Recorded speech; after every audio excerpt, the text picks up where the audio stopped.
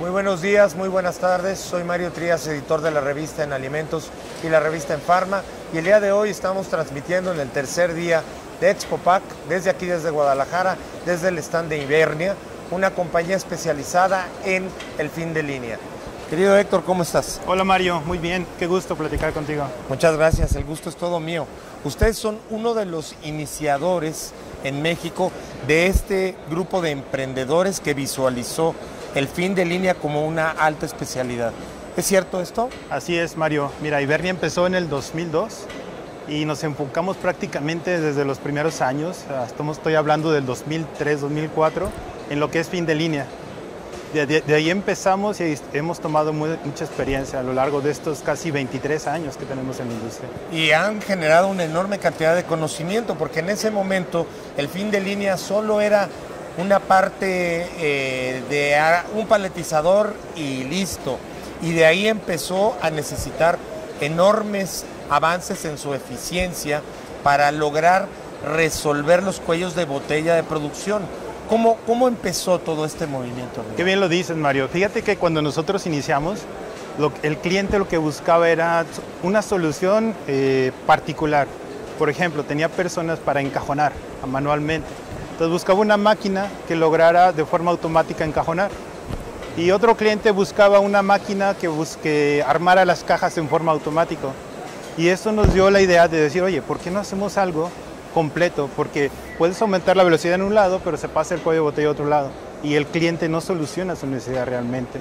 Empezamos a enfocarnos en ver la línea como una máquina completa, si puedo hacer como una analogía. Como una línea. Como una línea, exactamente.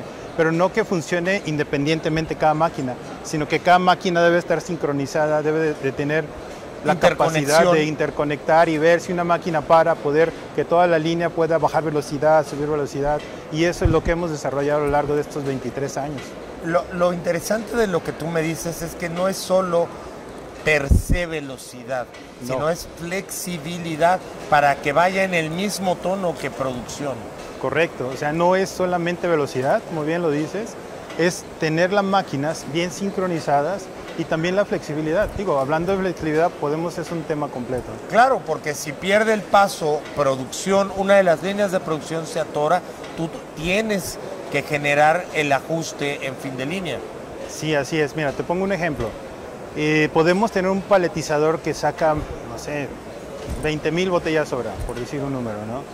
Pero tenemos una encajonadora que no da más que 10,000 botellas hora. ¿Para qué necesitamos un paletizador con esa velocidad si la máquina anterior no va a poder sacar esa producción? Aumenta el costo al comprar una máquina más veloz, más cara, pero al final no es la solución para obtener mejor producción. ¿En qué momento empiezas tú a ver la necesidad de una automatización de fin de línea? Porque hay muchas empresas que van operando desde una operación manual a semiautomática, caminando, y entonces empiezan a hacer parchecitos que de alguna forma empiezan a hacer como avanzan 3 casillas y ahí se paran, ¿no? Sí. ¿En qué momento hay que empezar a considerar el tema de automatizar el proceso? Ok, buena pregunta, Mario. Hay diferentes etapas dentro de una empresa. Una puede ser cuando el mercado está creciendo y tu producto está siendo más demandado y tu producción manual ya no puedes proveerle al mercado. Ese es un muy buen indicador, pero no lo es todo. Necesitamos estudiar al interior también de la empresa las capacidades que tiene en cuestión de productividad, producción, para poder decir, sí, estás listo para poder automatizar tu proceso. Esa es una forma de hacerlo. Y ahí tenemos un tema interesante, porque lo que yo he visto en muchas plantas es que muchas veces la gente de la planta desarrolla una cierta ceguera de taller, que no alcanza a ver cosas que con la experiencia, que con los años, que con las visitas a distintas, con la solución de problemas, para ustedes son más evidentes. ¿Esto es correcto? Es correcto. Digo, en toda la industria se da la ceguera de taller. Cuando estamos trabajando al interior de la planta, queremos solucionarlo posiblemente con más personas. Oye, aquí ya necesito empacar más rápido, contrata a otra persona. O necesito paletizar más rápido, contrata más personas. La ceguera de taller no nos hace ver que la solución no es más, sino posiblemente Es más, ni siquiera en ocasiones es necesario poner una máquina, solamente rediseñar el layout, rediseñar por dónde pasa el producto de un lugar a otro, de A a B, y eso nos da la solución.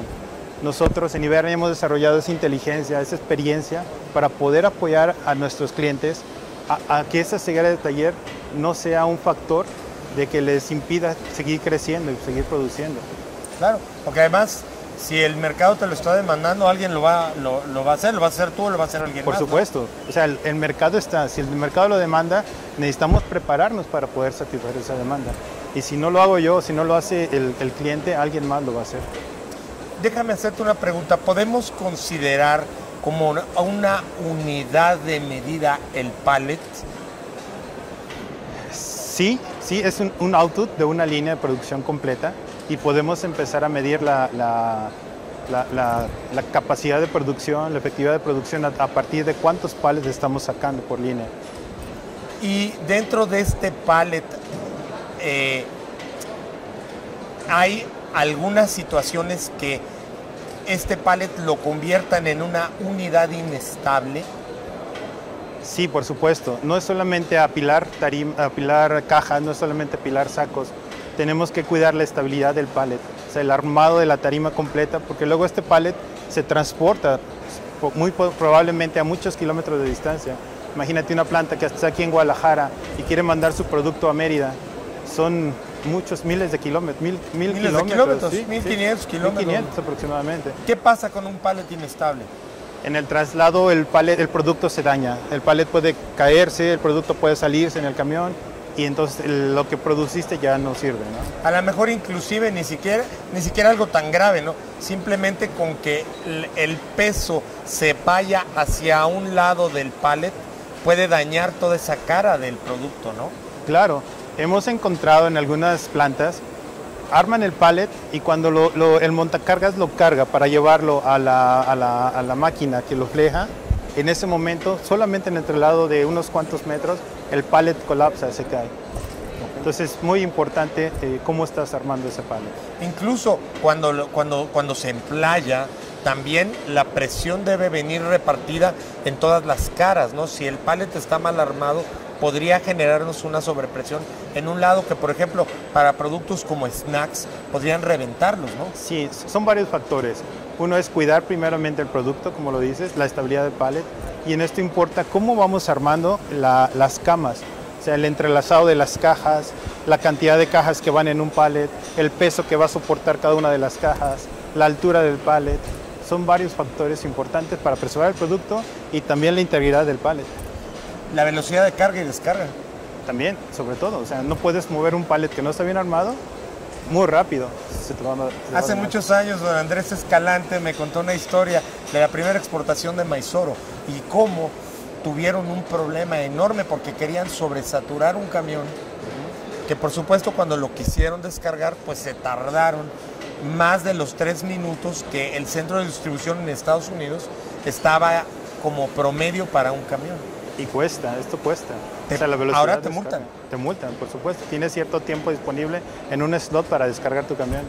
Y si no lo puedes hacer, por supuesto que son multas. ¿Y en este proceso, empresas como Ibernia es un aliado?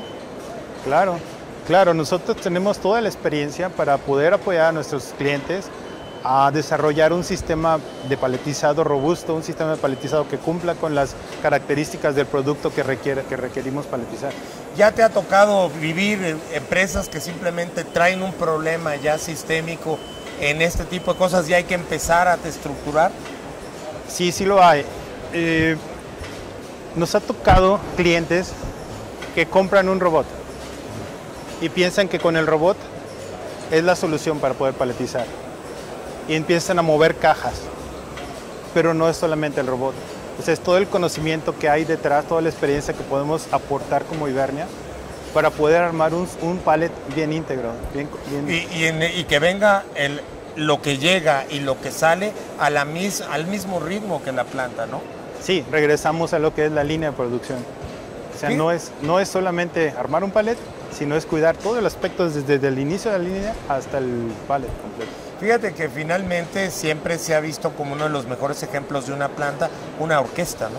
Por supuesto. Y una orquesta tiene que entrar en su momento y salir en su momento cada instrumento. Y es el caso de la fin de línea, ¿no? Correcto. Mira, hablando de fin de línea, hay un indicador que está saliendo de la industria automotriz a la industria de empaque y embalaje, que es el OEE, Overall Equipment Effectiveness. Este indicador lo podemos implementar también en las líneas de producción de empaque. Solamente necesitaríamos entender muy bien qué es lo que este indicador nos da.